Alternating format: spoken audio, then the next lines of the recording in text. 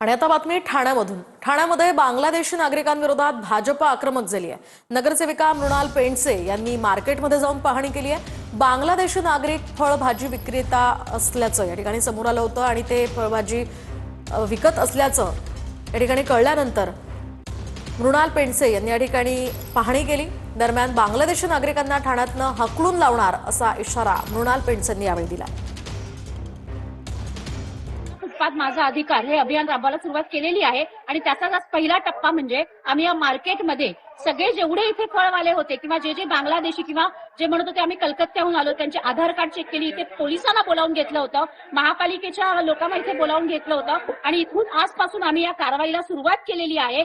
फक्त स्थानिक लोक जी असतील त्यांना इथे बसायला परवानगी आहे, बाहेरून आलेले किंवा हे जे बांगलादेशी आहेत त्यांना इथे आम्ही बसून देणार नाही। त्यामुळे बांगलादेशीला इथून हाकलून काढलंच पाहिजे आणि त्यासाठी आजपासून ही मोहीम सुरू केलेली आहे।